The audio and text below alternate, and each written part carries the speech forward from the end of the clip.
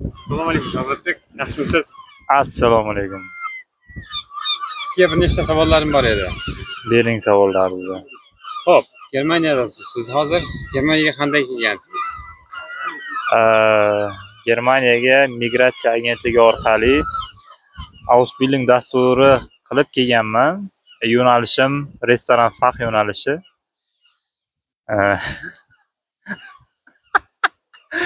Video manimi tabiatda olyapsiz? Tabiat va sizni. Endi qayerda ekansiz ko'rsatib qo'yay deyapman-da. Ha. Chiroyli joyda ekansiz. Bu imminni bu yerga qanday kelib qoldingiz? Chiroyli joyga. Masalan, qiyinmi bunaqa joyga kelish, to'g'rimi? Intervyu bo'ldi. O'zim ham tasavvur qilmagandim. Intervyu bo'ldi. Ya'ni o'sha migratsiya agentligi bizlarga, ya'ni nomzodlarga bir nechta ish o'rinlarini taklif qildi, ya'ni Ausbildung o'rinlarini. Shulardan bittasi Berlinda, ikkinchisi shu Germaniya shimoli Shlezvig-Golshten viloyatidagi Zultorolda edi. Bu yerni tanlaganimga sabab tabiati juda ham chiroyli, dengiz bo'yida, ya'ni hozir ko'rgan tabiati Shimoliy dengiz sohili hisoblanadi. Xo'p, Xo'sh, Ausbildung qilyapsiz. Siz o'sha o'zingizni ishingizdan xursandmisiz? Qanchalik xursandsiz yoki majburlikdan qilyapsizmi? Siz aytdingiz avval o'sha O'zbekistonda o'zingiz sohangiz nemis tili bo'yicha o'qigansiz 4 yil, lekin hozir restoran fahman yo'nalishi bo'yicha Ausbildung qilyapsiz. Bu ikkalasini orasida juda katta farq bor deb o'ylayman. Qiyin bo'lmayaptimi? Servis bilan o'sha universitetdagi o'qish qanday? hozirchalik qiyin emas. Boshida ancha qiynalgandim, chunki bu yerga B1 sertifikatini olib kelganman, GEO sertifikatini. Boshlanishda tilni tushunishda, gaplashishda, eshitishda juda qiyin bo'lgan. Sohamga keladigan bo'lsak, universitetda filologiya va tillarni o'qish nemis tili sohasini bitirganman. Lekin universitetdan oldin shu mehmonxona, gastronomiya, restoran boshqaruvi bo'yicha ko'p joylarda ishlaganman, to'yxonalarda, xalqaro darajadagi mehmonxonalarda va o'zimda qiziqish bo'lar edi shu soha bo'yicha yanada bilimimni oshirish, chet elda ishlash, yangi tajribalar, yangi do'stlar orttirish niyatida bo'lganman. Va mana niyatimiz sari, orzumiz sari davom etyapti hozir. Juda zo'r, xursandman.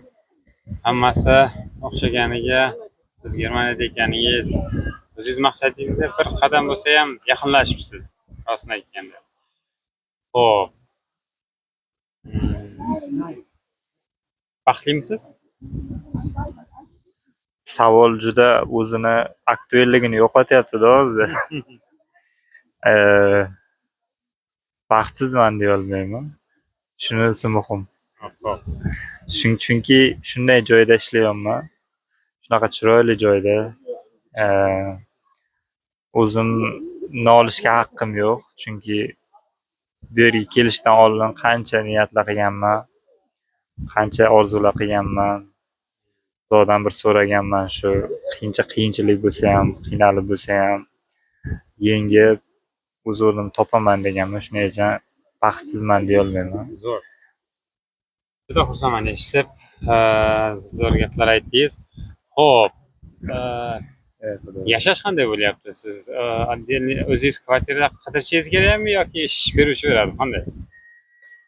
Xo'p, Ausbildung qilayotganim uchun aslida ish beruvchi uy topib bergan. Kvartira uchun oyiga 400 euro to'layman. Ya'ni bu butun boshli kvartira emas. Bu yerda uylar juda ham qimmat, shuning uchun bitta xonani o'ziga 400 euro to'layman. Lekin uni ham ma'lum bir qismini ish beruvchimiz to'laydi va asosiy qismini men to'layman. Imtiyoz desa ham bo'ladi. Yeb ichish, oziq-ovqatga keladigan bo'lsak, men juda go'shtxo'r inson emasman. Go'sht ko'p iste'mol qilmayman. Oyiga o'zimni shu xarajatim, oziq-ovqatimga ko'pi 150 200 euro ketadi, lekin bu nisbiy olganda bu ko'proq ham bo'lishi mumkin, balki kamroq ham bo'lishi mumkin. Uyga pul jo'natasizmi degan savol tug'iladi ko'pchilik house building payti. Man bu narsani aytgan bo'lardim. House building payti pul topishni o'ylab, katta pul topaman deb o'ylayotgan bo'lsanglar, juda katta xato qilasizlar. Chunki topadigan pulinglar основной o'zinglarni xarajatlaringga ketadi va bu payt uyga pul jo'natishinglar juda ham xato. Chunki bilib bo'lmaydi, ertaga o'zinglarga pul shart bo'lib qolgan payti ularni topolmay qolishinglar mumkin va shuning uchun pul kerak bo'ladi. House building payti imkon darajada pul emas, ko'proq o'qishni o'ylab, o'qib, tilni yaxshiroq qilishni o'rganib, shu 3 yil ichida tilni bir yaxshi, bir chiroyli darajaga olib chiqib, qiynalmasdan gapiradigan bo'lishlari kerak. Shu o'rinda bitta savol tug'iladi. Necha pul olasiz oylik? Xo'p, oylik stipendiyam yoki house building shartnomam bo'yicha hozir birinchi yilim shartnoma bo'yicha va brutto, ya'ni soliq hali olinmagandagi nima 980 euro hisoblanadi. Lekin bu summani qo'limga yetib keladigan, ya'ni netto qismi bu 600 euro bo'ladi. Lekin 600 ham emas, ya'ni to'laqonli 600 emas, 580 ba'zida 550 ham, ya'ni bu soliqqa bog'liq. House buildingchi bo'lgan taqdiringizda ham baribir soliq to'laysiz, sug'urtangiz uchun ham pul to'laysiz va bu ma'lum jihatdan sizni sog'lig'ingizni nima sug'urtasi hisoblanadi, ma'lum bir jihatdan o'zingizni sog'liqlaringiz hisoblanadi. Shunaqa. Yaxshi. 30 yevroda o'zingizga qolsa, o'qisangiz, kvartirangiz bo'lsa, ichib yeyishingizga o'sha 150 euro ketadi dedingiz. Yaxshi. Qarasa bitta yaxshi insonning hayoti. Orzuqsa bo'ladigan hayot aslida. Aslan sizning hayotingiz kimlargadir orzu bo'lishi mumkin O'zbekistonda. Lekin bunday qarasa baxtliman deb ayta olasiz. Lekin bir narsa, eng muhim narsa, men bu yoqqa kelishdan oldin maktabda ham dars berganman. O'shanda ham aytgandim va hozir ham aytaman. Yoshim 30 da mani va yosh qancha katta bo'lgan sari men maslahat bergan bo'lardim, даже 25 yoshdan keyin yoki 28 yoshdan house building qilmaslikni. Chunki house building payt katta pul topa olmaysiz, oilangizni olib kela olmaysiz agar uylangan bo'lsangiz. Va bu juda katta minus. Maslahat bergan bo'lardim, vohliroq tilni o'rganib, vohliroq qanaqadir hunarni, o'sha qiziqish bor hunarlaringizga harakat qilishlaringizni. Va eng muhimi, yoshni baribir ahamiyati bor. Bu baribir sezdiradi. Kimdadir oq soch paydo bo'ladi, kimdadir yelkasi og'riy boshlaydi, kimdir bo'yni og'riy boshlaydi. Kimdir oilaviy hayotga havas qilib boshlaydi, kimdir yolg'izligidan siqiladi. Ya'ni hamma narsa bo'lishi mumkin. Xo'p, qisqa savol bor. Hozirgi vaqtda masalan vizani turli variantlari chiqib ketgan, to'g'rimi? Masalan, hozir kimlardir nemis tilini biladi, bir darajada, ya'ni ular Fachkraft vizaga topshirib, Fachkraft bo'lib keladi. Kimlardir o'sha bir daraja bilan house buildingga keladi. O'sha ikkalasini qaysi birini yoshlarga, O'zbekiston yoshlariga tavsiya qilgan bo'lardingiz? House building qilish niyatida bo'lsanglar va yoshinglar iloji boricha qancha yosh bo'lsanglar shuncha yaxshi. Ya'ni B1 sertifikatinglar bo'lsa va kollejni bitirgan bo'lsanglar, maktab attestatinglar bo'lsa va universitetga hali kirmagan bo'lsanglar, house building qilsanglar bo'ladi. Va tilni B1 darajaga yetadi, lekin iloji boricha yaxshiroq o'rgansanglar o'zingizlarga yaxshi. Bu hech qachon zarar qilmaydi. Fachkraftga keladigan bo'lsak, Fachkraft o'zi ma'nosi bu to'laqonli mutaxassis, ya'ni ishchi viza hisoblanadi. Bu bo'yicha kelishga keladigan bo'lsak, tilni B2 daraja ham kam. Ya'ni siz to'laqonli mutaxassis sifatida Germaniyaga kelib ish boshlamoqsiz. Bunda qanaqa plyuslari bo'lishi mumkin? Katta plyusi ish topib, kelib joylashganingizdan keyin 6 oydan keyin oilangizni olib kelish imkoniyati bor. Undan tashqari doimiy ish joyiga ega bo'lganingizdan keyin ma'lum bir ish joyi tomonidan imtiyozlar bo'ladi, bonuslar bo'ladi. House building payti bunaqa bonuslardan siz foydalana olmaysiz. Nima bo'lganda ham keyin undan tashqari agar oilaviy bo'lsangiz, bu yerda soliq sinflari bor.